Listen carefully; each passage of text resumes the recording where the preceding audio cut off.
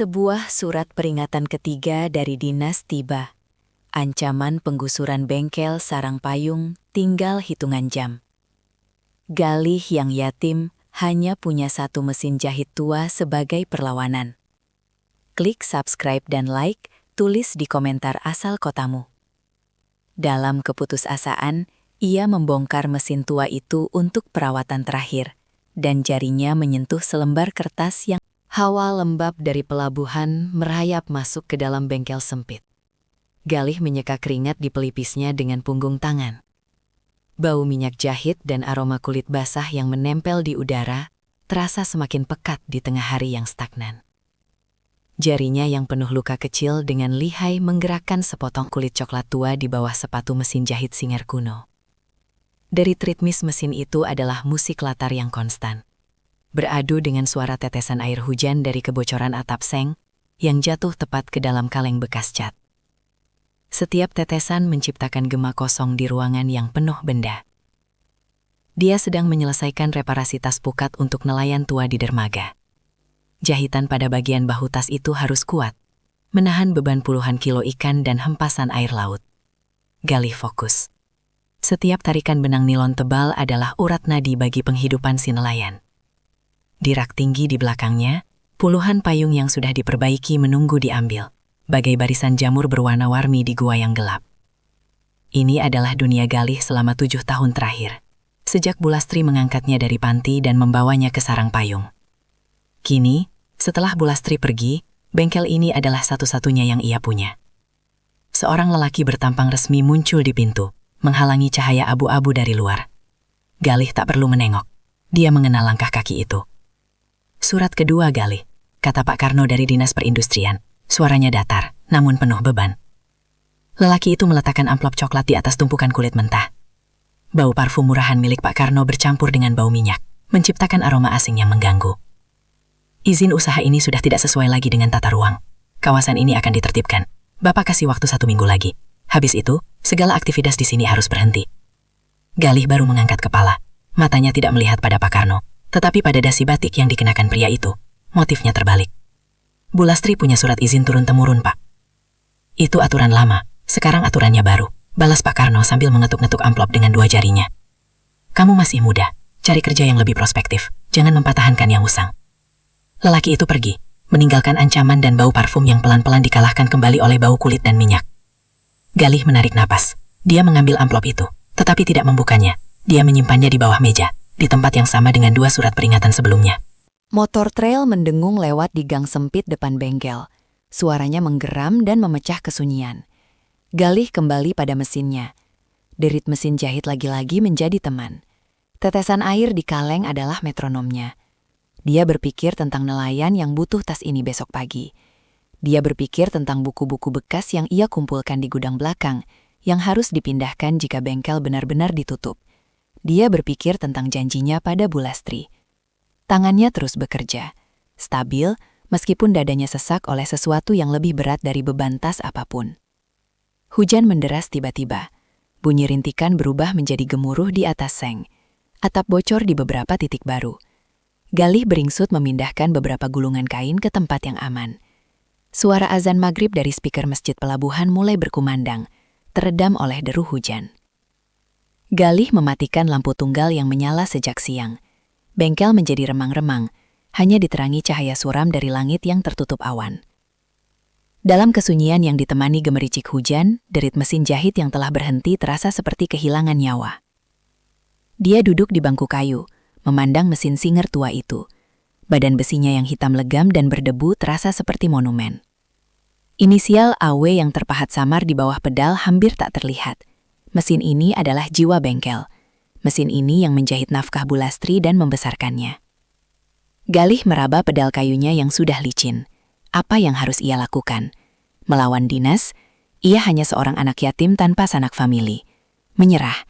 Itu berarti mengkhianati Bulastri dan semua kenangan di tempat ini. Suara langkah kaki yang berbeda mendekat. Bukan sandal jepit, bukan sepatu but kotor. Ini suara sepatu kulit yang berdecak di genangan air dengan ritme terukur. Galih mengangkat pandangan. Seorang pria berjas hujan bermodel trench coat berdiri di ambang pintu. Pria itu tampak asing, necis, dan sama sekali tidak cocok dengan lingkungan kumuh ini. Air menetes dari ujung jas hujan mahalnya ke lantai tanah. Pria itu melepas penutup kepalanya, mengungkapkan wajah berusia 40-an yang tajam. Matanya, dingin dan analitis, menyapu seluruh bengkel dalam sekejap, lalu berhenti. Bukan pada Galih, bukan pada tumpukan kulit, tapi tepat pada mesin jahit singar tua itu. Pandangannya terpaku, seolah menemukan harta karun yang hilang. Pria itu, Tondi Siregar, melangkah masuk tanpa permisi. Hujan masih deras di belakangnya.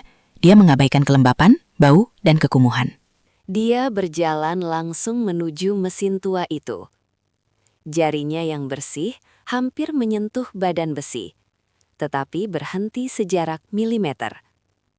Lalu dia menoleh pada Galih. Suaranya datar, penuh wibawa, dan menawarkan sesuatu yang mustahil. Saya mau beli mesin jahit ini. Saya kasih harga 50 juta. Tunai. 7 hari adalah waktu yang Galih miliki sebelum bengkelnya ditutup paksa. Mesin jahit tua itu adalah satu-satunya harta yang ia miliki. Lelaki necis dari Bandung itu menawarkan harga yang cukup untuk mengubah nasibnya. Galih hanya bisa menatap lelaki di depannya. Angka 50 juta bergema di kepalanya. Terdengar seperti lelucon kosong di tengah bau minyak dan kulit basah. Tawaran itu datang terlalu tiba-tiba, terlalu besar, dan dari seseorang yang sama sekali tidak ia kenal. Matanya beralih dari wajah Tondi yang serius ke mesin jahit tua itu, lalu kembali lagi. Hujan deras di luar membuat suasana dalam bengkel terasa seperti terisolasi, sebuah ruang hampa di mana hal-hal tidak masuk akal bisa terjadi. Ini bukan untuk dijual, ucap Galih akhirnya. Suaranya lebih datar dari yang ia kira. Tondi Siregar tidak terkejut. Dia mengangguk pelan, seolah telah memperkirakan penolakan itu.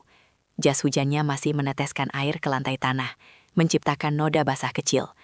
Saya mengerti sentimen terhadap benda bersejarah, katanya. Matanya masih menyapu detil mesin itu. Tapi izinkan saya memperkenalkan diri. Nama saya Tono. Saya kolektor alat-alat teknis kuno dari Bandung. Mesin seperti ini, ia menunjuk Singer itu, adalah mahakarya engineering zamannya. Saya berniat memamerkannya di museum pribadi saya, dirawat dengan baik, tidak dibiarkan rusak di tempat lembab seperti ini. Kata-katanya halus, namun terasa seperti pisau. Galih mengepalkan tangan di saku celananya, meraba kunci Inggris kecil yang selalu ia bawa.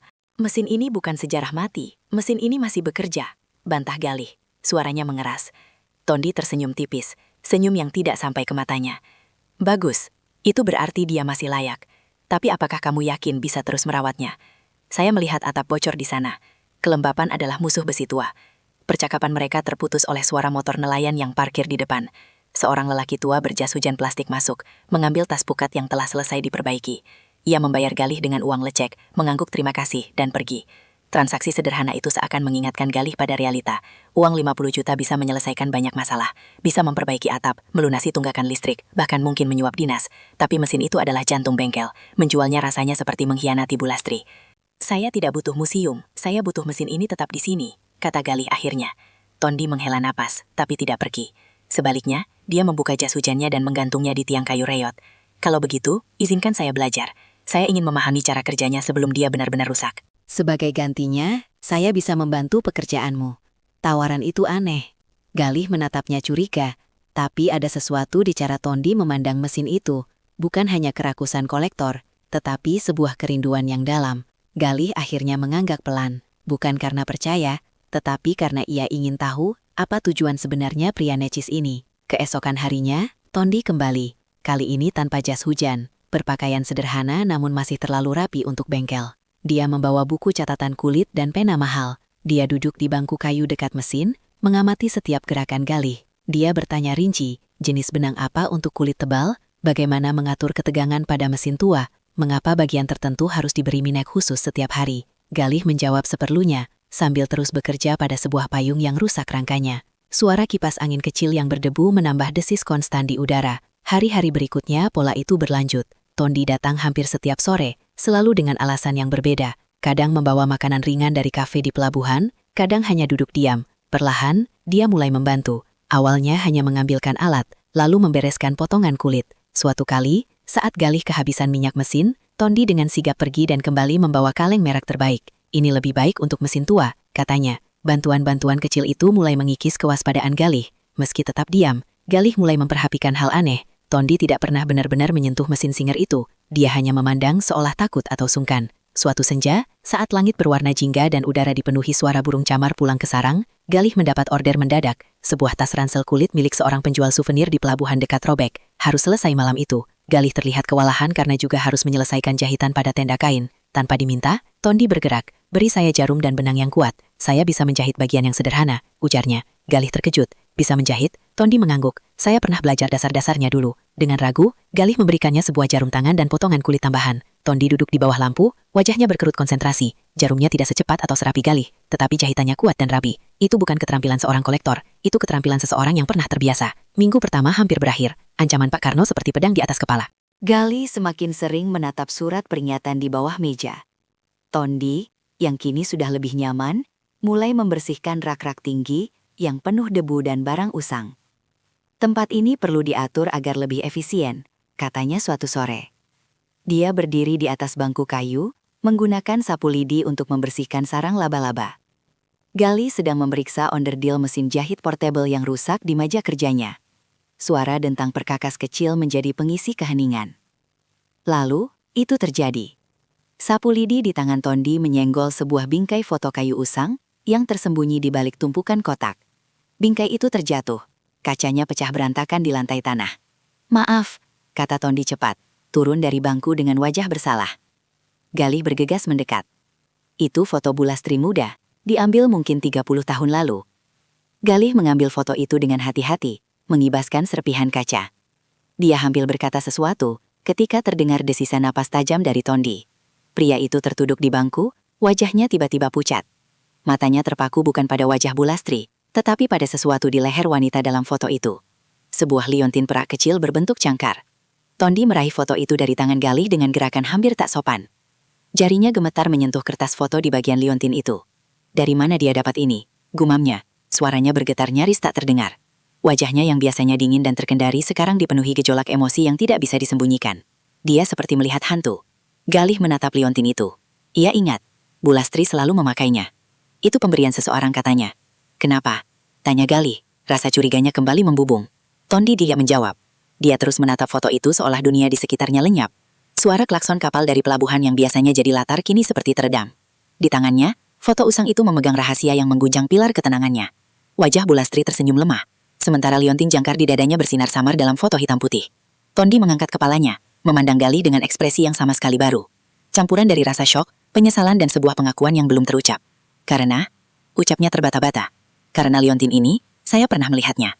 Tondi mulai sering menghabiskan waktunya di bengkel, dan perlahan membantu pekerjaan Galih. Perhatiannya yang aneh terhadap mesin tua, mulai menemukan fokus baru pada peninggalan Bulastri. Di tangannya yang gemetar, foto lama itu mengungkap sebuah koneksi yang membuat nafasnya tersangkut. Tondi menarik nafas dalam-dalam, berusaha mengendalikan gemetar di tangannya. Dia meletakkan foto itu di atas meja kerja dengan hati-hati berlebihan, seolah itu benda paling rapuh di dunia. Matanya masih tidak lepas dari liontin cangkar di foto hitam putih itu. Suara kipas angin berdengung monoton, mencampur dengan bunyi tetesan air yang masih konsisten dari atap.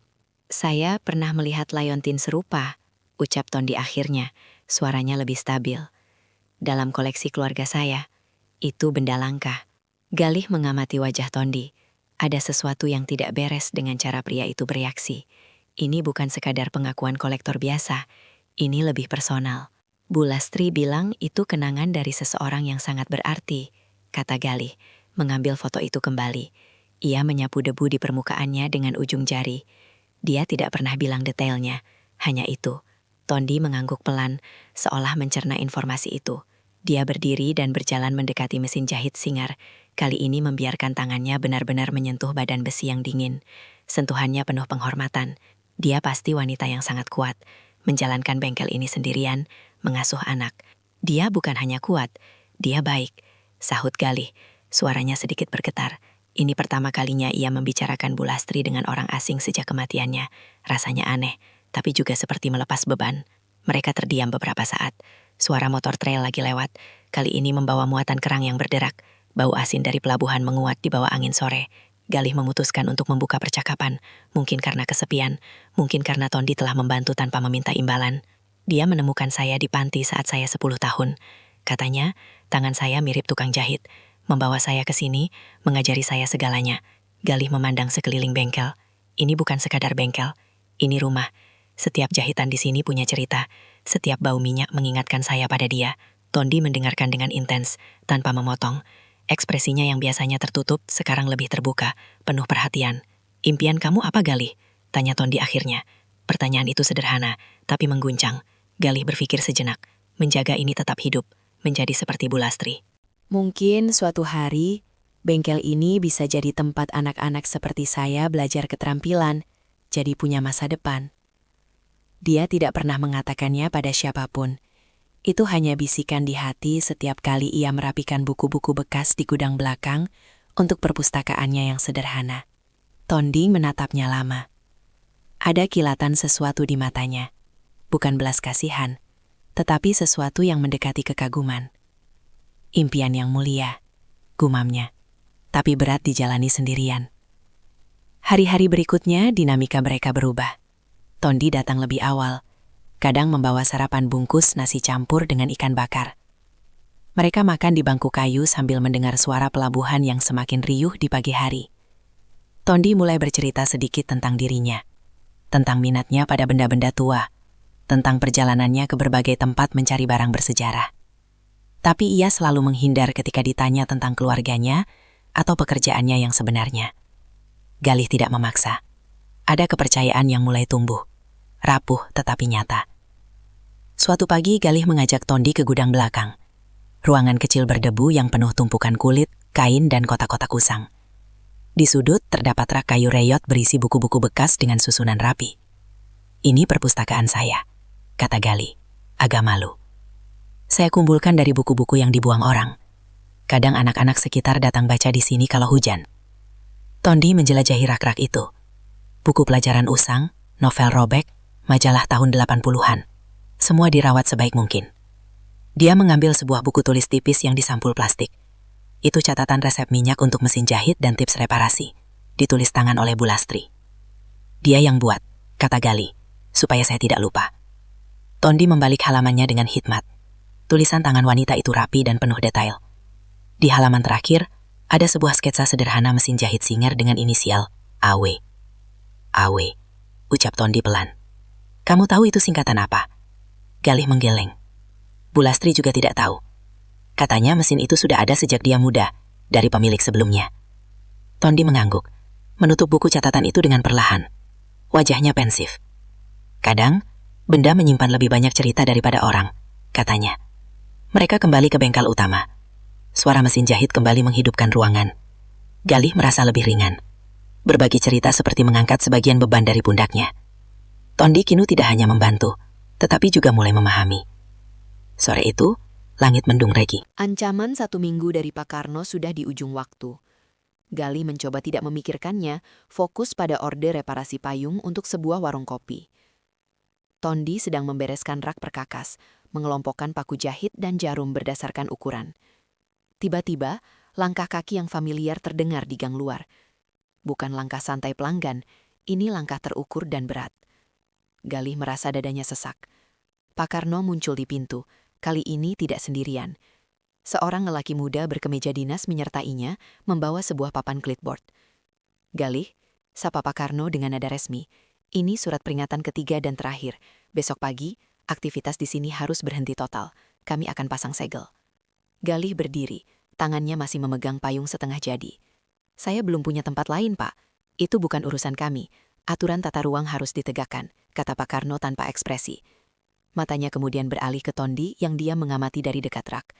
"Ini siapa?" "Teman," jawab Galih singkat. Pak Karno mengamati Tondi dari ujung kepala sampai kaki, memperhatikan pakaiannya yang meski sederhana tapi bermutu. "Kamu tidak perlu mencampuri urusan ini," katanya pada Tondi, nada penuh peringatan. Tondi hanya mengangguk pelan, tidak berkata apa-apa. Petugas muda itu menyerahkan amplop coklat ketiga kepada Galih, lalu mereka pergi, meninggalkan keheningan yang lebih berat dari sebelumnya. Galih menatap amplop itu, perasaan hampa. Semua usaha, semua cerita, semua impian akan berakhir besok pagi. Dia melihat sekeliling bengkel, matanya berkaca-kaca. Tondi mendekat, meletakkan tangan di pundak Galih. Itu pertama kalinya ia melakukan kontak fisik seperti itu. Kita belum kalah, bisik Tondi. Tapi sebelum Galih bisa merespons, telepon di saku Tondi bergetar dengan ringtone khusus yang berirama klasik. Tondi melihat layarnya, dan wajahnya berubah total. Warna menghilang dari pipinya, ekspresinya berubah dari empati menjadi alarm murni. Saya harus pergi, katanya tiba-tiba, melepaskan tangan dari pundak Galih. Urusan mendesak, saya akan kembali. Dia tidak menunggu jawaban. Dia mengambil jas hujan yang digantung dan hampir berlari keluar bengkel, menghilang di undi ujang yang gelap oleh mendung. Galih terduduk di bangku, terkunci dalam kesendiriannya. Amplop peringatan terakhir tergeletak di meja. Suara pertama hujan mulai menimpa atap seng, dimulai dengan rintikan pelan lalu berubah menjadi deras. Bengkel terasa sangat besar dan kosong. Di kejauhan, suara sirine kapal berbunyi, memecah kesunyian dengan nada pilu. Galih mulai membuka diri tentang masa lalunya dan impiannya untuk mempertahankan bengkel sebagai rumah. Kedatangan Pak Karno dengan surat peringatan terakhir mengancam akan mengakhiri segalanya besok pagi. Tondi meninggalkannya sendirian menghadapi ancaman itu setelah sebuah telepon misterius mengubah seluruh raut wajahnya. Hujan turun sepanjang malam, menambah beban atap seng yang sudah rapuh. Galih tidak tidur. Dia duduk di bangku kerja, memandani mesin jahit Singer yang diam dalam cahaya lampu temaram. Telepon Tondi yang mendadak dan kaburnya terasa seperti pengkhianatan kecil. Tapi, bisakah ia menyalahkannya? Mereka bukan keluarga, hanya dua orang asing yang dipertemukan oleh sebuah mesin tua. Saat fajar menyingsing dan hujan reda menjadi gerimis, Galih memutuskan untuk bertindak. Dia tidak bisa menunggu segel dinas dipasang. Dia harus mencoba. Dia meninggalkan bengkel dalam keadaan terkunci, berjalan menyusuri gang sempit yang basah. Suara lalu lintas pelabuhan mulai ramai, diiringi teriakan para pedagang ikan yang baru saja mendapat hasil tangkapan. Bau amis dan garam menempel di udara lembab pagi itu. Galih menuju ke sebuah warung kopi tua di ujung kampung, tempat para tetua dan pekerja pelabuhan biasa berkumpul. Pemilik warung, Mbah Karno, bukan Pak Karno dari dinas, adalah seorang pria sepuh yang dikenal bijak dan mengetahui semua hal di kampung itu. Warung itu kecil, dengan bangku panjang kayu dan aroma kopi pahit yang kuat. Galih duduk di depan Mbah Karno yang sedang menyeduh kopi di atas kompor arang. "Mbah, bengkel Bu Lastri mau disegel dinas, katanya melanggar tata ruang. Apa bisa dibantu?" Mbah Karno mengisap rokok kreteknya pelan-pelan. Matanya yang keriput memandang Galih dengan kasihan. "Anakku, urusan dengan dinas itu seperti melawan arus laut. Mereka punya kertas dan stempel. Kita cuma punya cerita dan kenangan." Seorang tukang jahit sepatu yang juga duduk di warung itu mengangguk. "Saya juga dapat teguran tahun lalu. Akhirnya saya pindah gerobak ke dalam gang, lebih dalam lagi, tidak kelihatan dari jalan utama." "Tapi itu rumah saya, Mbah," protes Galih, suaranya memelas. Mbah Karno menghela napas, mengeluarkan asap rokok.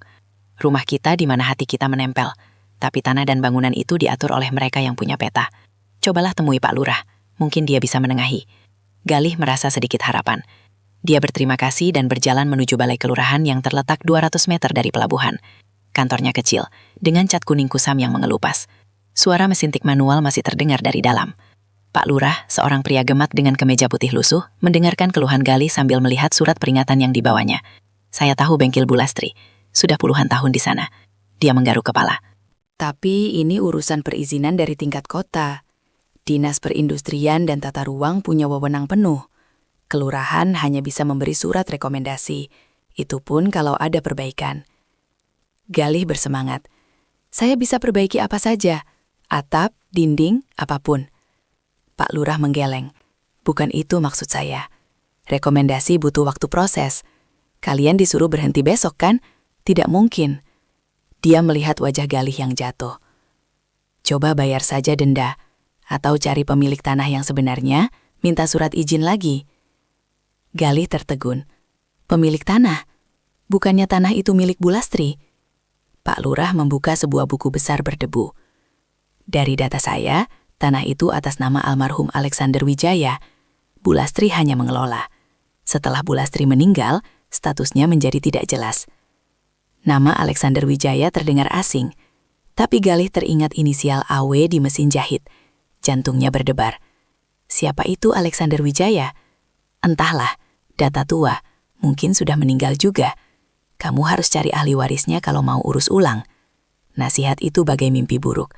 Mencari ahli waris orang yang tidak dikenal dalam waktu semalam adalah hal mustahil. Galih keluar dari balai kelurahan dengan langkah gontai. Suara klakson kapal feri yang akan berangkat ke Bali memepakkan telinga.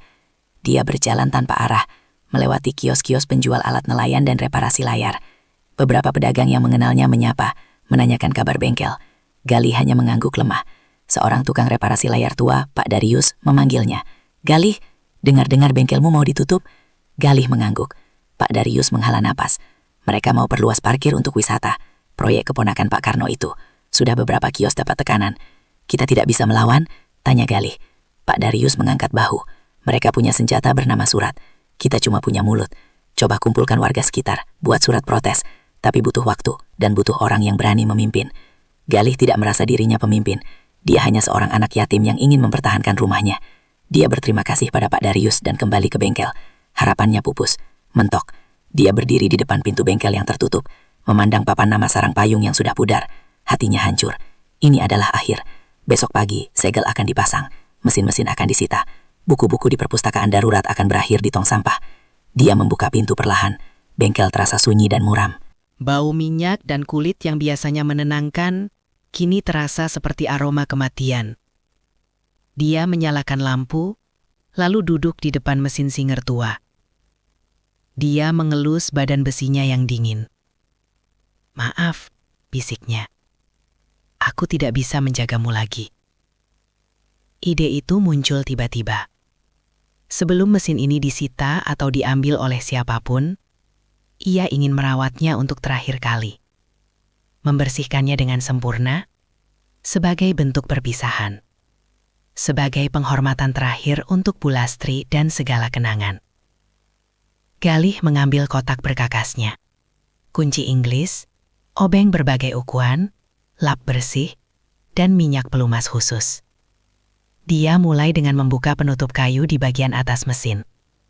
Lalu dengan hati-hati, melepas jarum dan sepatu mesin.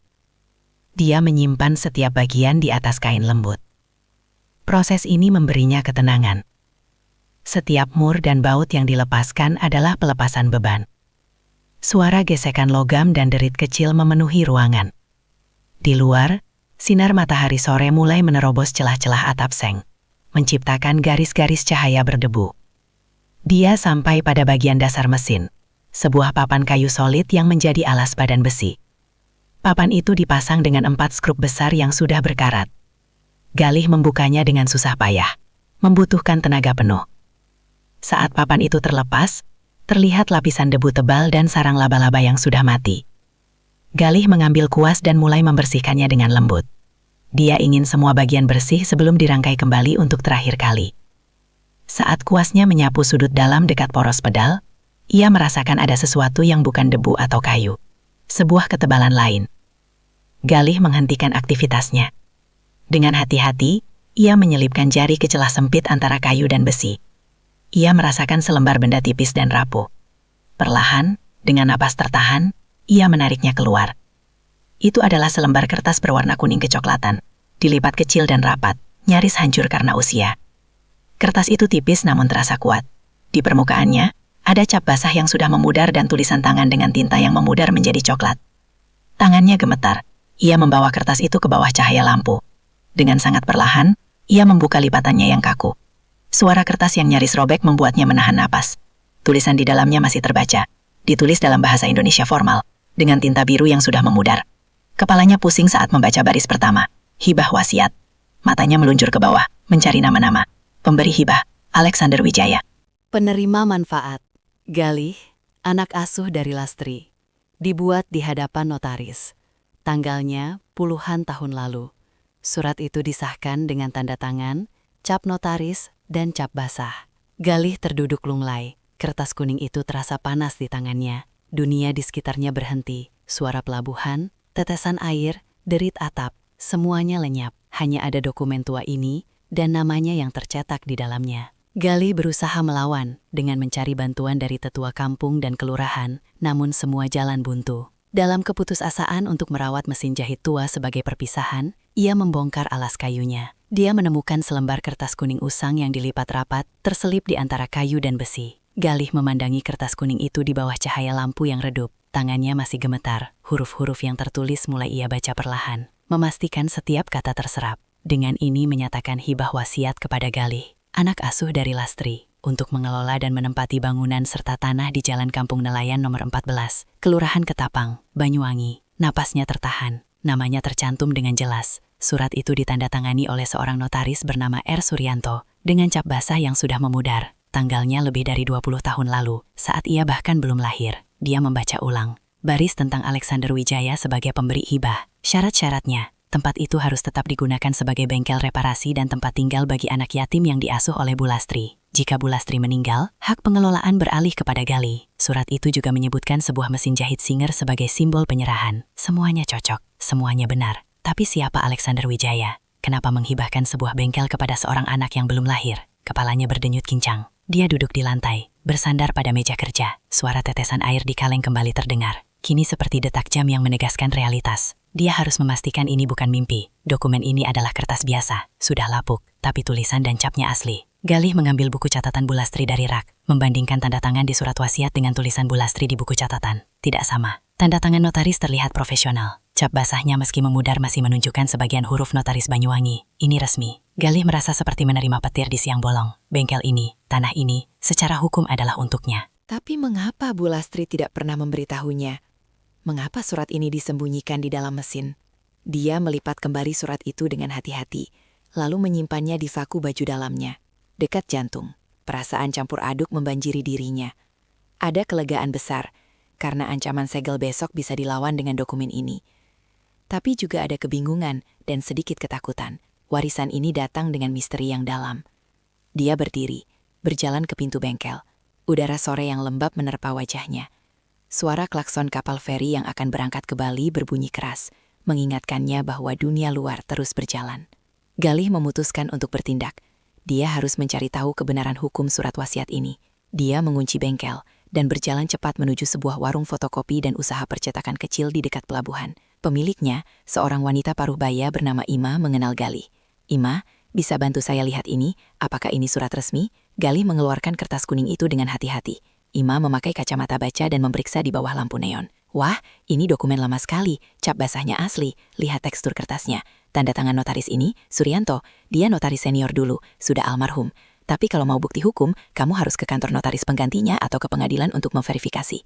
Apakah ini bisa membatalkan surat peringatan dari dinas? Tanya Galih penuh harap. Ima mengernyit. Harusnya bisa, ini bukti hak pengelolaan. Tapi kamu butuh salinan yang dilegalisir, dan mungkin surat keterangan ahli waris. Ini kan hibah wasiat. Kamu harus membuktikan bahwa kamu benar-benar Galih yang dimaksud. Galih mengangguk, pikiran berputar cepat. Dia butuh bantuan, dan satu-satunya orang yang mungkin mengerti hukum dan memiliki koneksi adalah Tondi. Tapi Tondi menghilang setelah telepon misterius itu. Galih merasa kesal, tetapi juga khawatir. Mungkin Tondi tahu sesuatu tentang Alexander Wijaya. Ingatannya melompat pada reaksi Tondi melihat Liontin jangkar di foto Bu Lastri. Dia kembali ke bengkel, mencoba menelpon Tondi. Tidak ada jawaban, hanya nada sambung lalu masuk voicemail. Galih meninggalkan pesan singkat. Tondi, ini Galih. Saya menemukan sesuatu yang penting. Surat wasiat. Nama Alexander Wijaya ada di sini. Kamu tahu sesuatu? Tolong hubungi saya. Setelah mengirim pesan, Galih duduk merenung. Malam mulai turun. Dia menyalakan kompor kecil untuk memasak air. Kegelapan di luar hanya diterangi lampu-lampu dari kapal di pelabuhan. Suara nyanyian nelayan yang sedang memperbaiki jala terdengar dari kejauhan, diiringi dentangan rantai besi. Galih memutuskan untuk merakit kembali mesin jahit itu. Dengan perasaan baru, setiap bagian yang ia pasang terasa seperti menyatukan potongan sejarah. Mesin ini bukan sekadar alat. Ini adalah saksi bisu dari sebuah janji yang dibuat puluhan tahun lalu. Saat ia memasang papan kayu dasar kembali, ia menyelipkan fotokopi surat wasiat yang telah ia buat di warung Ima ke dalam plastik klip dan menempatkannya di laci terkunci. Yang asli tetap di dekat tubuhnya. Dia merasa perlu melindungi bukti ini dengan nyawanya. Keesokan pagi adalah hari H, hari di mana dinas akan datang untuk memasang segel. Galih bangun lebih awal. Dia mandi, memakai baju terbaiknya, sebuah kemeja lengan pendek yang agak lusuh tapi bersih. Dia menyiapkan dokumen asli dan fotokopinya di dalam sebuah map plastik bening. Dia juga menyiapkan buku catatan Bu Lastri dan foto-foto lama sebagai bukti tambahan. Dia sarapan seadanya, roti kering dan teh manis. Perutnya mual karena tegang. Tapi ada keyakinan baru di dadanya. Dia tidak sendirian lagi. Ada sebuah dokumen yang membelanya. Sekitar pukul 9 pagi, langkah lahat yang ditunggu-tunggu akhirnya datang. Lebih berat dari biasanya. Pak Karno datang dengan 2 petugas dinas berseragam dan seorang polisi berseragam. Juga ada seorang lelaki muda dengan kamera digital, mungkin dokumentasi. Pak Karno melihat Galih yang sudah berdiri di depan pintu bengkel. Waktunya sudah habis, Galih. Silahkan keluarkan barang-barang berharga kamu. Kami akan pasang segel. Suaranya datar, tanpa ampun. Galih menghela napas. Dia melangkah maju, menahan gemetar di lututnya. Saya punya dokumen hukum yang menyatakan saya berhak mengelola tempat ini. Dia mengangkat map plastiknya. Pak Karno menyeringai. Dokumen apa lagi itu? Surat dari Bulastri? Itu tidak berlaku. Bukan dari Bulastri. Ini hibah wasiat dari pemilik tanah yang sah, Alexander Wijaya, yang menghibahkan tempat ini untuk saya. Galih membuka map dan menunjukkan surat aslinya. Pak Karno mengambilnya dengan ragu. Matanya menyapu dokumen itu. Ekspresinya berubah dari sinis menjadi curiga, lalu berkerut. Ini dokumen tua. Bisa saja palsu. Dan siapa ini Alexander Wijaya? Tidak ada dalam data kami. Bisa diperiksa ke notaris atau pengadilan. Kata Galih dengan suara lebih keras dari yang ia duga. Petugas polisi mendekat, melihat dokumen itu. Ini perlu diverifikasi, Pak Karno. Tidak bisa langsung disegel kalau ada sengketa seperti ini. Pak Karno tampak kesal. Kami punya perintah dari atas. Tata ruang sudah jelas. Dokumen lama seperti ini sering tidak sesuai dengan peraturan sekarang. Tapi ini hak milik pengelolaan, bantah Galih. Saya akan ajukan ke pengadilan jika perlu. Ia berbohong. Ia tidak tahu caranya. Tapi kata-kata itu keluar dengan sendirinya. Pak Karno memandangnya tajam. Dia melihat keteguhan di mata Galih. Lalu dia melihat petugas polisi yang tampak tidak ingin repot. Kami beri waktu tambahan 1 minggu. Tapi kamu harus mengurus legalisasi dokumen ini dan membawanya ke dinas. Jika tidak, minggu depan kami akan tindak tegas. Itu bukan kemenangan, tetapi jeda. Galih mengangguk, mengambil kembali surat wasiatnya. Pak Karno dan rombongannya pergi dengan wajah masam. Lelaki dengan kamera memotret beberapa gambar bengkel sebelum pergi. Galih masuk kembali ke bengkel, tubuhnya lemas. Dia berhasil, untuk sekarang. Tapi ia harus bertindak cepat. Ia butuh bantuan hukum. Ia mencoba lagi menelpon Tondi. Kali ini, setelah beberapa nada, telepon diangkat. Galih. Suara Tondi terdengar lelah, serak. Saya baru lihat pesanmu. Kamu bilang menemukan surat wasiat? Dengan nama Alexander Wijaya? Iya, di dalam mesin jahit. Kamu tahu siapa dia? Ada jeda panjang di seberang sana. Hanya suara nafas Tondi yang terdengar. Lalu dengan suara penuh beban, Tondi menjawab. Saya tahu. Alexander Wijaya adalah ayah kandung saya. Dokumen hibah wasiat yang ditemukan Galih memberinya senjata hukum untuk menunda penutupan bengkel oleh dinas. Tondi akhirnya menjawab telepon Galih setelah sebelumnya menghilang karena panggilan misterius. Suaranya yang lelah dan serak mengakui bahwa Alexander Wijaya adalah ayah kandungnya. Telepon itu terputus setelah pengakuan singkat itu. Galih menatap layar ponselnya. Kebingungan bercampur keheranan. Ayah kandung Tondi. Itu berarti Tondi adalah ahli waris Alexander Wijaya. Tapi mengapa surat wasiat menghibahkan segala sesuatunya kepadanya, Galih? Pertanyaan-pertanyaan itu berputar-putar di kepalanya sepanjang sore. Ia menunggu Tondi datang atau menelpon kembali, tetapi tidak ada kabar. Senja tiba dengan langit berwarna ungu kemerahan dan bau asap kayu bakar mulai menyebar dari rumah-rumah di sekitarnya. Galih membersihkan bengkel dengan gerakan mekanis, mencoba menenangkan pikiran. Baru setelah gelap benar, lampu mobil menerobos celah pintu bengkel yang masih terbuka. Tondi muncul. Dia terlihat berbeda. Jasnya yang biasanya rapi, kini kusut. Matanya merah dan lelah. Dia membawa sebuah tas kulit kecil. Tanpa kata, dia masuk dan duduk di bangku kayu yang biasa didudukinya. Galih menutup pintu perlahan. Suara kipas angin dan tetesan air kembali mendominasi keheningan yang tegang. Maaf, ucap Tondi akhirnya, suaranya parau. Aku tidak bermaksud kabur atau membohongimu dari awal. Galih mengambilkan segelas air putih dari teko. Tondi menerimanya dengan anggukan. Alexander Wijaya adalah ayah saya, tapi aku tidak mengenalnya dengan baik. Dia seorang insinyur alat-alat berat yang sering keliling. Dia meninggalkan ibu dan aku saat aku masih kecil. Hubungan kami renggang. Yang aku tahu, dia terobsesi dengan mesin-mesin tua, keindahan dalam fungsi. Tondi menenggak airnya. Matanya memandang mesin Singer. Aku mencari mesin ini karena itu satu-satunya petunjuk.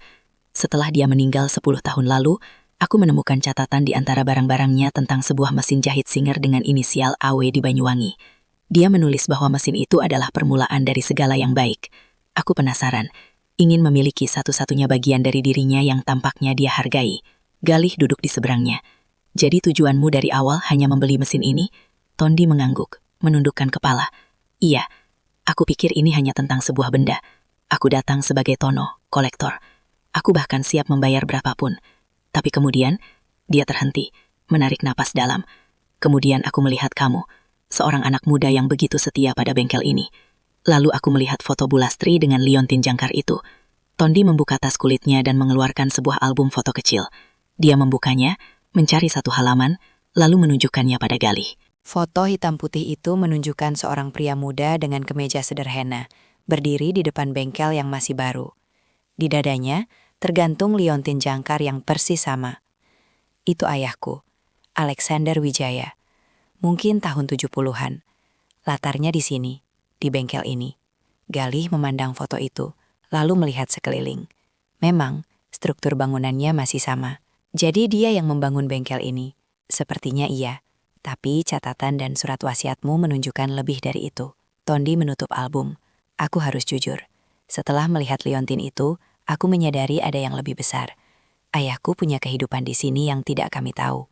Ibu dan aku di Bandung hanya mendapat bagian kecil dari dirinya.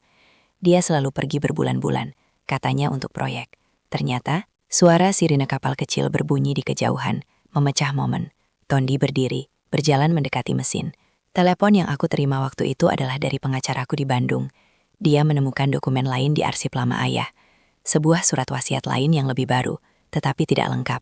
Itu merujuk pada hibah untuk anak asuh di Banyuwangi. Aku panik. Aku pulang untuk memeriksa. Dan itu benar. Ayahku memang berniat menghibahkan sesuatu di sini.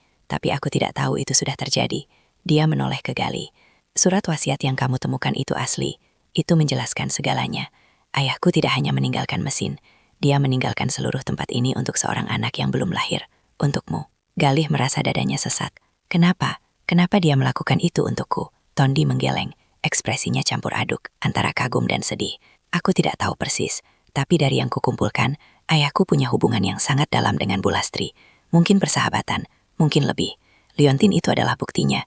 Dia memberikannya padanya, dan dia mempercayakan mesin dan bengkel ini padanya, dengan wasiat bahwa itu akan menjadi tempat yang aman untuk anak-anak seperti kamu. Tondi diam sejenak. Awalnya aku datang dengan niat egois, ingin mengambil satu-satunya peninggalan ayah yang kurasa berharga. Tapi setelah melihat surat wasiat itu, setelah mengenalmu, aku malu.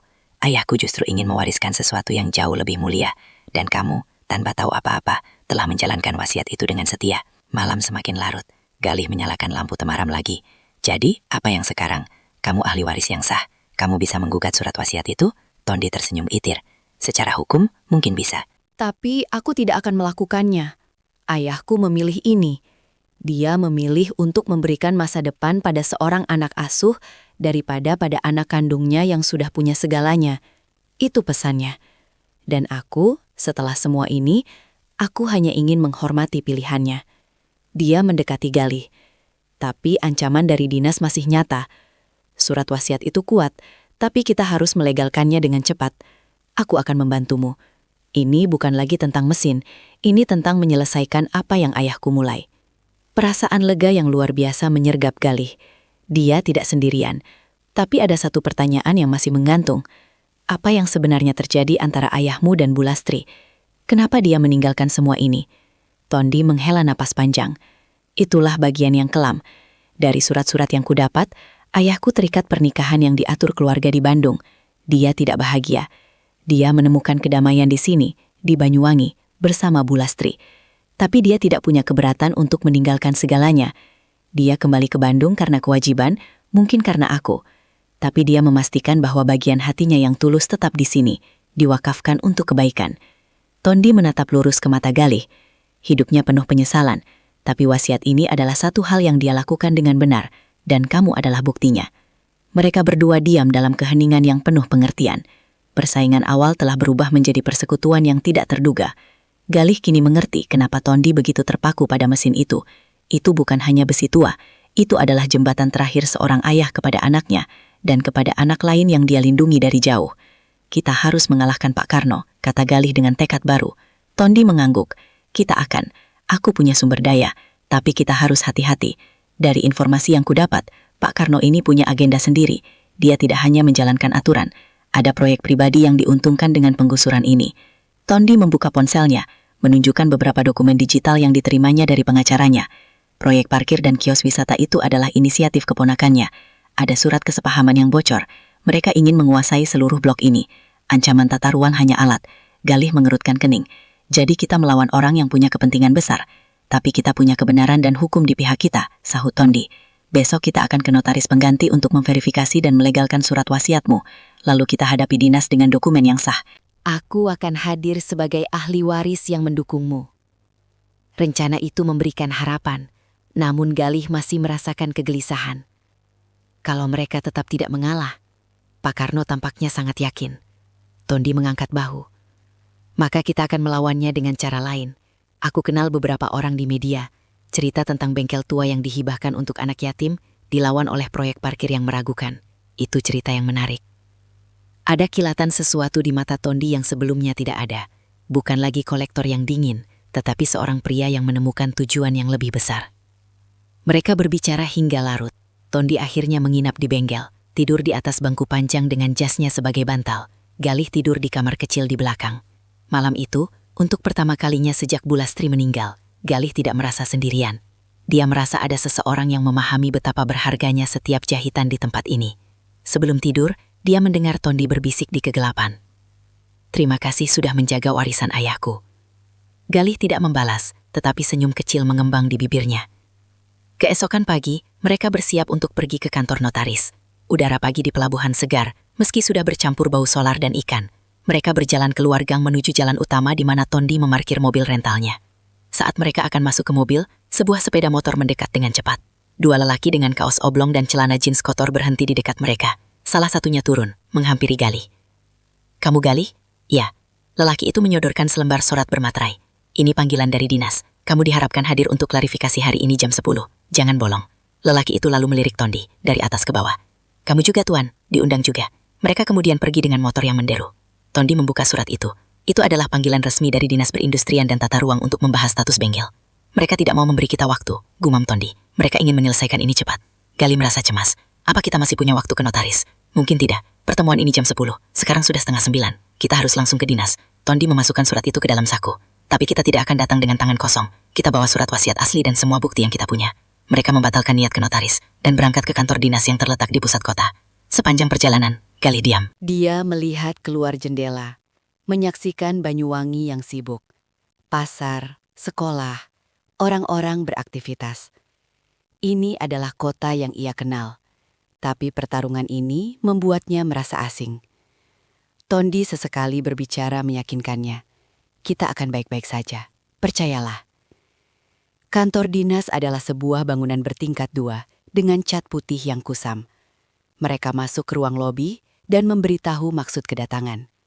Petugas security mengantar mereka ke ruang rapat di lantai 2. Ruangan itu ber-AC dingin dengan meja panjang dan beberapa kursi. Di dinding tergantung peta tata ruang kota. Galih merasa kedinginan, mungkin karena gugup. Beberapa menit kemudian, Pak Karno masuk dengan 2 stafnya. Lalu, orang lain juga masuk. Seorang pria berpakaian safari coklat dengan sikap yang lebih berwibawa. Pak Karno memperkenalkan, "Ini kepala dinas kami, Pak Joko." Kepala dinas itu mengangguk, duduk di kursi paling tengah. Dia memandang Galih dan Tondi dengan ekspresi netral. "Kami memahami ada temuan dokumen hibah wasiat. Bisa kami lihat?" Galih mengeluarkan map dan menyerahkan surat asli. Pak Karno dan Pak Joko memeriksanya dengan saksama. Mereka berbisik-bisik. "Dokumen ini sangat tua," kata Pak Joko akhirnya. "Dan nama penerima hibah adalah Galih, anak asuh Lastri. Apakah ada dokumen yang membuktikan bahwa Anda adalah Galih yang dimaksud?"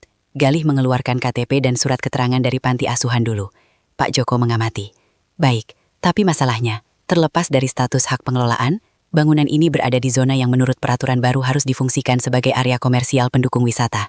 Hibah wasiat tidak membatalkan ketentuan tata ruang."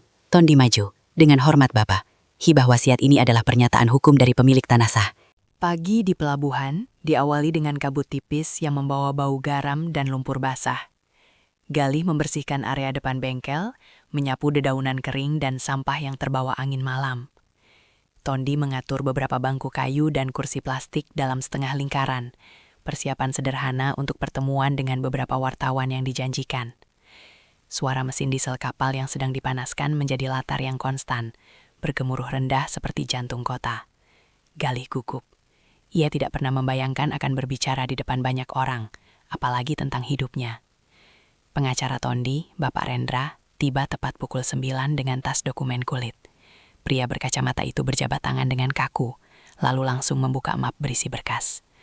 Surat yang tidak terkirim itu ada di sini, katanya, mengeluarkan amplop coklat tua yang masih tersegal.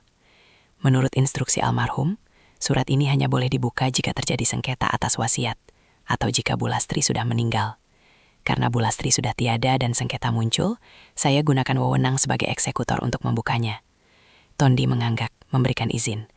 Dengan pisau kertas, Rendra membuka amplop dengan hati-hati. Isinya adalah beberapa lembar kertas kop surat bergaris, ditulis tangan dengan tinta biru yang telah memudar. Tulisan itu rapih namun terburu-buru, penuh coretan dan koreksi. Tondi mengambilnya, matanya segera menyapu baris-baris pertama. Napasnya tersendat. Dia menulis ini tak lama sebelum meninggal, gumamnya. Galih diam, menunggu. Tondi mulai membacakan sebagian dengan suara bergetar.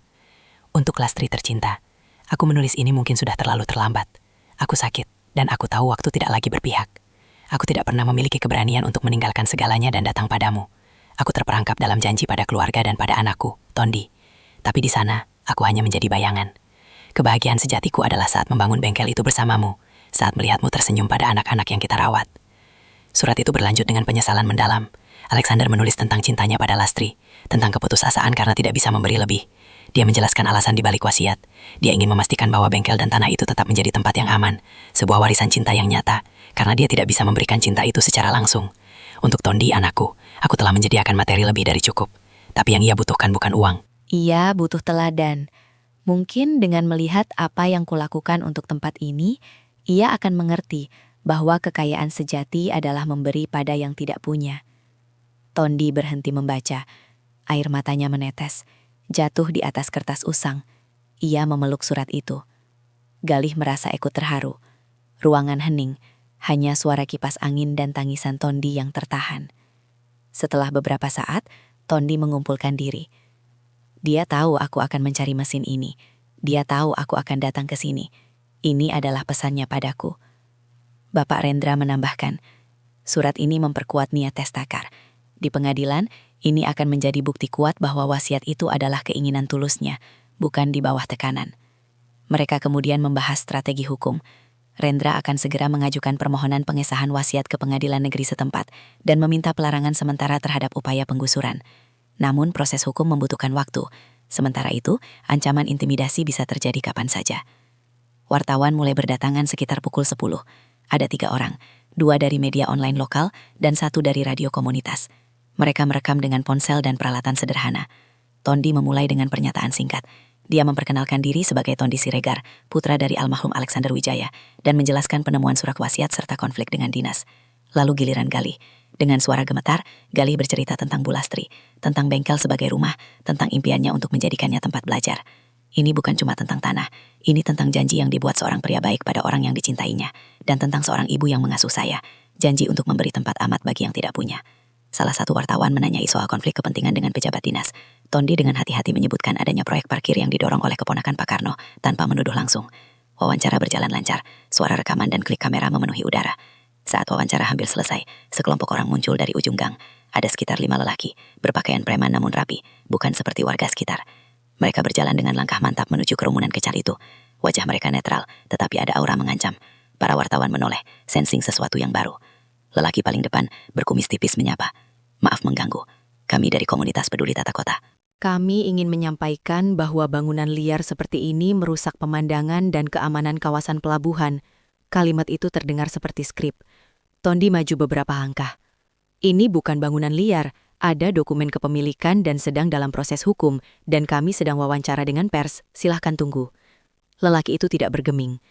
Wawancara boleh, tapi sebagai kolektor, tetapi sebagai ahli waris yang sah yang mendukung sepenuhnya wasiat ayah saya, dan saya akan menggunakan semua sumber daya hukum dan perusahaan saya untuk melindungi bengkel ini dan mengungkap setiap upaya korupsi dan intimidasi di balik upaya penggusuran ini. Pengumuman itu seperti bom, para preman tampak bingung, mereka mungkin hanya disuruh mengacau, tidak menduga bahwa lawannya adalah seorang miliarder dengan akses hukum yang kuat. Wartawan-wartawan itu bersemangat, ini adalah twist berita yang besar. Sorot kamera ponsel kini tertuju sepenuhnya pada Tondi. Lelaki berkumis itu mencoba tetap bersikap keras. Bapak miliarder sekalipun tidak boleh melanggar aturan. Justru karena saya taat aturan, saya akan pastikan aturan ditegakkan dengan benar, tidak dimanipulasi untuk kepentingan pribadi pejabat, balas Tondi tajam. Kerumunan warga semakin banyak, beberapa mulai berseru mendukung Gali. Dukung bengkel sarang payung, teriak seorang nelayan tua. Yang lain ikut berseru. Preman-preman itu melihat situasi berbalik. Mereka mundur perlahan, lalu pergi dengan muka masam. Salah satu dari mereka berbisik di ponselnya sambil menjauh. Tondi menarik napas lega, lalu berpaling ke wartawan. Seperti yang Anda saksikan, upaya intimidasi terjadi di depan mata. Saya harap media dapat menyiarkan fakta ini. Para wartawan mengangguk antusias. Setelah kerumunan bubar dan wartawan pergi dengan materi yang panas, Galih dan Tondi masuk kembali ke bengkel. Tadi itu berisiko, kata Galih. Mereka bisa saja menjadikanmu target. Mereka sudah menjadikan kita target. Sekarang mereka tahu kita tidak main-main, jawab Tondi. Namun ketegangan belum reda. Tak lebih dari setengah jam kemudian, sebuah mobil dinas berwarna gelap berhenti di depan. Pak Karno turun sendiri, wajahnya dingin. Dia melangkah masuk tanpa permisi. Matanya menyapu ruangan, lalu tertuju pada Tondi. Saya kagum, Tuan Siregar. Main terbuka begitu, ucap Pak Karno. Saya baru saja dapat laporan ada keributan, tapi rupanya Bapak sudah selesaikan. Apa maunya Pak Karno? Tanya Tondi singkat. Saya datang untuk memberitahu secara langsung. Keputusan pimpinan dinas, surat peringatan tetap berlaku. Wasiat tua itu tidak mengubah status tata ruang. Anda boleh berjuang di pengadilan, tapi selama proses aktivitas di sini harus stop. Besok pagi, tim gabungan akan datang untuk penertiban. Itu melanggar prosedur. Kami sudah mengajukan permohonan pelarangan sementara, sergah Tondi. Ajukan saja, tapi penertiban besok akan jalan. Dan untuk informasi, saya sudah dapat persetujuan dari atas. Mereka tidak ingin kasus ini jadi panjang dan menimbulkan citra buruk. Jadi selesaikan baik-baik. Mungkin Bapak bisa tawarkan kompensasi pada anak ini, dan kita semua berhenti berkonflik. Galih membenci nada itu, seolah hidupnya dan bengkel ini hanya angka kompensasi. Saya tidak mau uang, saya mau bengkel ini tetap, kata Galih tegas. Pak Karno memandangnya dengan sebelah mata. Kamu masih muda, jangan keras kepala. Lihat nanti, kalau penertiban paksa, kamu bisa terluka, barang-barangmu bisa rusak. Lebih baik terima tawaran baik. Itu ancaman terselubung. Tondi menghadang. Itu ancaman, kami akan laporkan. Laporkan saja, saya hanya menyampaikan prosedur. Selamat siang. Pak Karno berpaling dan pergi. Suara mobilnya menghilang di keramaian pelabuhan. Galih merasa lelah. Pertempuran ini seperti tidak ada habisnya. Tondi mencoba menghiburnya. Kita sudah dapat exposure media. Besok, jika mereka berani datang dengan kekerasan, akan ada liputan. Tapi kita harus waspada. Mereka mungkin datang lebih awal atau dengan cara yang lebih licin. Mereka berdua dan Bapak Rendra berdiskusi cepat. Rendra akan segera ke pengadilan untuk mendesak surat pelarangan. Tondi akan menghubungi kenalannya di kepolisian setempat untuk meminta pengamanan. Gali akan mengumpulkan dukungan warga sekitar untuk berjaga-jaga. Sore hari, Gali berkeliling ke kios-kios reparasi layar, bengkel sepatu, dan warung sekitar. Kebanyakan pedagang bersimpati dan janji akan datang jika ada masalah. Tapi mereka juga takut pada otoritas. Kami cuma rakyat kecil, Gali. Kami dukung diam-diam saja, kata salah satu tukang sol sepatu. Itu bisa dimengerti. Gali kembali dengan perasaan campur aduk. Malam itu mereka berjaga dengan lampu menyala. Bengkel terasa seperti benteng terakhir. Angin malam berhembus kencang dari laut membawa suara gemericik ombak dan dentang rantai kapal. Keesokan pagi, langit kelabu. Gali bangun dengan perasaan cemas. Dia menyiapkan dokumen asli dan menyimpannya di tas kecil yang selalu ia bawa. Tondi sudah siap di depan, berbicara di telepon dengan suara tegas. Iya Pak Kapolsek, kami mengharapkan pengawalan untuk menghindari pelanggaran hukum oleh oknum. Terima kasih. Dia menutup telepon. Polisi akan mengirim 1 unit, tapi hanya mengawasi. Mereka tidak bisa menghalangi dinas jika punya surat perintah resmi. Itu berarti pertempuran masih mungkin. Pukul 8 pagi, belum ada tanda-tanda. Galih mencoba bekerja normal, menjahit sebuah tas yang rusak, tetapi konsentrasinya buyar. Pukul 9, sekelompok orang muncul. Bukan dinas, melainkan beberapa wartawan dari kemarin, plus beberapa wajah baru dengan kamera profesional. Kami dengar ada rencana penertiban hari ini. Kami mau meliput, kata seorang wartawan. Tondi menyambut Braka. Silakan, tapi harap berhati-hati. Pukul 10 kurang 10, iring-iringan datang.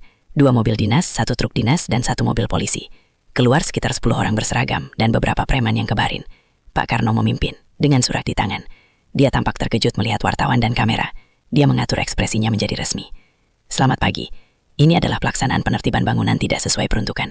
Kami minta semua barang berharga dikeluarkan. Tondi maju. Kami sudah mengajukan permohonan pelarangan sementara ke pengadilan. Ini salinannya. Penertiban hari ini adalah pelanggaran proses hukum. Pak Karno melihat dokumen itu. Konfrontasi di depan bengkel itu berakhir dengan jalan buntu yang panas. Petugas dinas dan preman bayaran akhirnya mengundurkan diri setelah tekanan dari wartawan dan sorotan kamera. Namun kemenangan kecil itu terasa rapuh. Pak Karno pergi dengan senyum sinisnya, meninggalkan janji pertempuran yang akan berlanjut di medan lain. Gali dan Tondi memasuki bengkel dengan perasaan campur aduk. Suara deburan ombak dari pelabuhan seakan mengingatkan bahwa badai belum benar-benar reda. Tondi segera bertindak. Dari dalam tasnya, dia mengeluarkan laptop dan perangkat komunikasi satelit kecil. Kita tidak bisa hanya bertahan, kita harus menyerang balik dengan bukti konkret, ujarnya. Dia menelepon tim hukumnya di Bandung dan meminta mereka mengumpulkan semua data tentang proyek pengembangan kawasan pelabuhan Ketapang. Sementara itu, Galih mendapat ide. Dia mendatangi komunitas pedagang kecil di sekitar bengkel. Dengan membawa buku catatan Bulastri, ia menemui Pak Darius, si tukang reparasi layar, Ima dari warung fotokopi, dan beberapa pedagang lain yang juga pernah mendapat tekanan halus dari dinas. Pertemuan kecil mereka dilakukan di warung kopi Mbah Karno. Aroma kopi pahit dan asap rokok kretek memenuhi ruangan sempit. Mereka juga pernah ancam saya untuk pindah, kata seorang penjual alat pancing. Katanya kios saya tidak rapi dan mengganggu pemandangan turis. Yang lain mengangguk. Galih mencatat setiap kesaksian. Tondi yang ikut serta merekam percakapan dengan izin. Mereka mengumpulkan bukti-bukti kecil, surat teguran tidak resmi, foto-foto kios sebelum dan sesudah digusur halus, bahkan sebuah surat perjanjian sewa-menyewa yang tiba-tiba dibatalkan. Semua merujuk pada pola yang sama, tekanan untuk mengosongkan lahan bagi proyek keponakan Pak Karno. Tondi juga menggunakan jaringan bisnisnya. Dia menghubungi seorang kontak di media nasional yang tertarik pada kasus konservasi usaha mikro. Dalam waktu 2 hari, sebuah tim investigasi kecil datang secara diam-diam. Mereka mewawancarai para pedagang dan mengumpulkan dokumen. Sementara itu, Bapak Rendra berhasil mendapatkan surat penetapan sementara dari pengadilan yang menghentikan proses penertiban hingga kasus wasiat selesai diperiksa. Surat itu dikirimkan ke dinas tetapi diabaikan. Pak Karno tetap bersikeras bahwa penertiban adalah urusan tata ruang bukan perdata. Puncaknya terjadi ketika Tondi menerima paket dokumen dari tim hukumnya. Isinya adalah analisis perbandingan peta tata ruang resmi dengan peta yang digunakan dinas untuk membidik bengkel Galih. Ada perbedaan mencolok. Sebuah garis batas digeser beberapa meter, sehingga bengkel yang awalnya berada di zona campuran, tiba-tiba masuk zona hijau terbatas. Ini pemalsuan, bisik Tondi. Dia juga mendapatkan salinan surat keputusan perubahan tata ruang yang ditandatangani oleh Pak Karno dengan jangka waktu yang mencurigakan, tepat sebelum proyek keponakannya diusulkan. Tondi memutuskan untuk melangkah lebih jauh. Dia mengundang seorang surveyor independen bersertifikat untuk mengukur ulang tapal batas tanah bengkel. Hasilnya jelas, bengkel berada di dalam batas tanah hibah wasiat dan sesuai dengan peta tata ruang lama yang sah. Surveyor itu bersedia menjadi saksi ahli. Semua bukti ini dikompilasi menjadi sebuah dosier lengkap. Tondi kemudian mengirimkannya kepada Kepala Dinas Pak Joko dengan tembusan ke kantor wali kota dan Komisi Pemberantasan Korupsi Daerah. Dia tidak main-main. Efeknya segera terasa. Seorang asisten wali kota menelpon Tondi, meminta pertemuan tertutup. Tondi setuju, dengan syarat Galih ikut serta. Pertemuan berlangsung di sebuah ruang rapat kecil balai kota. Asisten wali kota, seorang pria muda bernama Arif, menyampaikan bahwa wali kota prihatin dengan pemberitaan media. Kami tidak ingin citra Banyuwangi sebagai kota wisata ternodai oleh konflik seperti ini, katanya. Tondi dengan tenang menyerahkan dosier tersebut. Ini bukan tentang citra. Ini tentang keadilan dan pemenuhan wasiat seorang penderma yang ingin membantu anak yatim. Dan ini tentang dugaan penyalahgunaan wewenang oleh pejabat Anda. Arif memeriksa dokumen dengan cermat. Wajahnya berubah serius. Ini sangat serius. Jika benar ini adalah pelanggaran etik dan hukum. Dia berjanji akan menindaklanjuti. 2 hari kemudian, sebuah surat resmi dari kantor wali kota datang. Isinya, menangguhkan semua proses penertiban di sekitar kawasan tersebut hingga adanya audit tata ruang independen. Pak Karno dipanggil untuk memberikan klarifikasi. Untuk sementara, bengkel Sarang Payung aman. Kabar itu menyebar cepat di antara pedagang kecil. Mereka datang ke bengkel dengan membawa makanan kecil dan ucapan selamat. Suasana di gang sempit itu berubah menjadi riang. Bau gorengan dan suara tawa menggantikan ketegangan. Namun Galih tahu ini belum akhir. Keamanan ini bisa sementara. Tondi juga tahu itu. Di sore yang tenang, dengan latar belakang suara azan maghrib, Tondi mengajak Galih duduk di bangku depan bengkel. Sekarang bengkelmu aman, setidaknya untuk saat ini, kata Tondi. Tapi kita harus memikirkan masa depan. Wasiat ayahku bukan hanya tentang mempertahankan bangunan. Ini tentang menciptakan tempat yang bermakna. Galih mengangguk. Saya ingin bengkel ini hidup seperti dulu, bahkan lebih. Saya ingin anak-anak lain seperti saya bisa belajar keterampilan di sini. Tondi tersenyum. Itulah yang ingin saya bicarakan. Aku punya proposal, bukan uang, tapi kemitraan. Galih memandangnya penuh perhatian. Tondi melanjutkan. Aku akan mendanai renovasi dan perluasan bengkel ini. Kita ubah menjadi sebuah pusat keterampilan reparasi yang layak. Bukan hanya mesin jahit, tapi juga reparasi barang-barang rumah tangga, elektronik sederhana, sepatu. Kita buka program pelatihan untuk remaja tidak mampu dan yatim. Kamu yang akan mengajar soal reparasi jahit dan kulit. Aku akan datangkan instruktur lain. Kita beri mereka beasiswa dan modal usaha setelah lulus.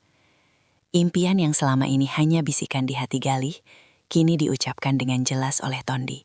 Matanya berkaca-kaca. Tapi ada satu syarat, lanjut Tondi, suaranya lembut. Galih menahan napas. Mesin jahit Singer tua itu, aku ingin kita berbagi. Biarkan dia tetap di sini, sebagai jantung tempat ini. Tapi izinkan aku sesekali, mungkin setahun sekali, meminjamnya untuk dipamerkan di museum kecil yang akan aku buat di Bandung. Museum tentang warisan ayahku dan tentang kisah tempat ini, agar orang tahu bahwa dari gang sempit di Banyuwangi, sebuah mesin tua bisa melahirkan harapan.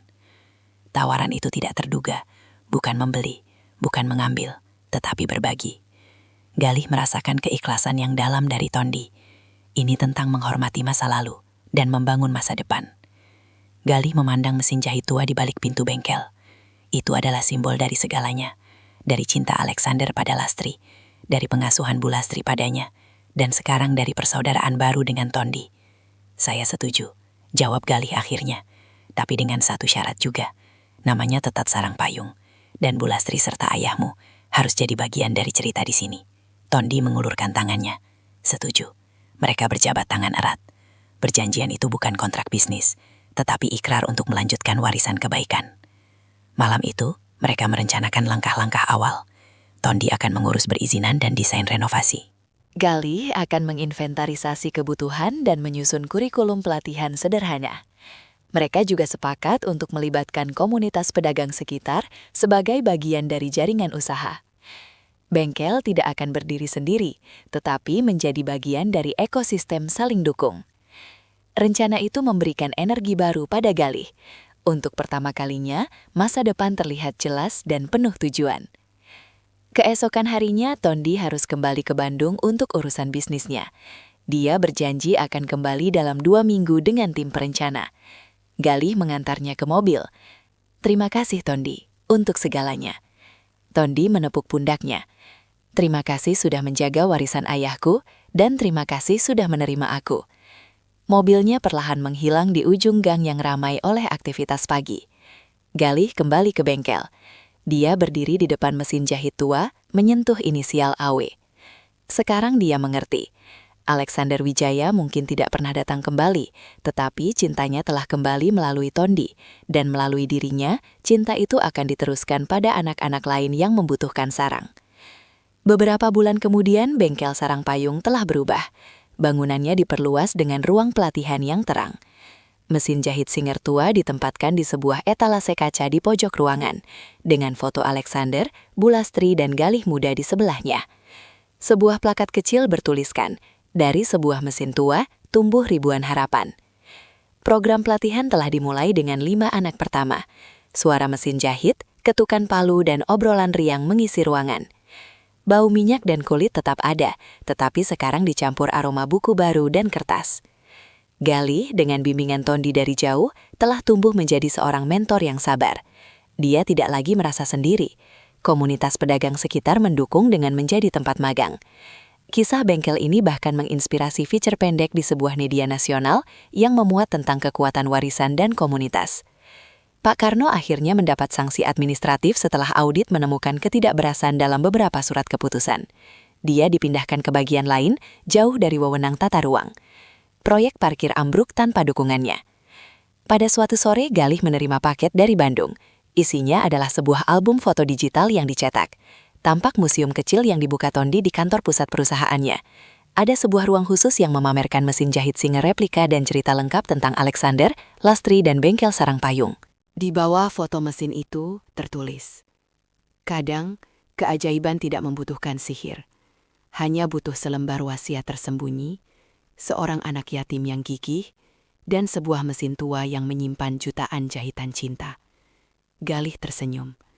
Dia menyimpan album itu di rak buku perpustakaan kecil mereka, di antara buku-buku bekas yang telah menyelamatkannya dulu. Dia keluar bengkel, melihat anak-anak pelatihan sedang membersihkan peralatan. Langit jingga sore menggantung di atas atap seng. Suara klakson kapal feri berbunyi, mengingatkannya bahwa dunia luar luas. Tapi sekarang, dia punya tempat untuk berpulang. Dia punya keluarga yang terdiri dari berbagai orang yang dipertemukan oleh sebuah mesin tua. Keajaiban memang datang dalam bentuk yang paling realistis. Sebuah dokumen tua, dukungan orang-orang baik, dan keberanian untuk memulai lagi. Galih mengambil kunci Inggris kecil di sakunya, membelainya. Ini bukan lagi sekadar alat. Ini adalah simbol dari perbaikan yang tak pernah berhenti.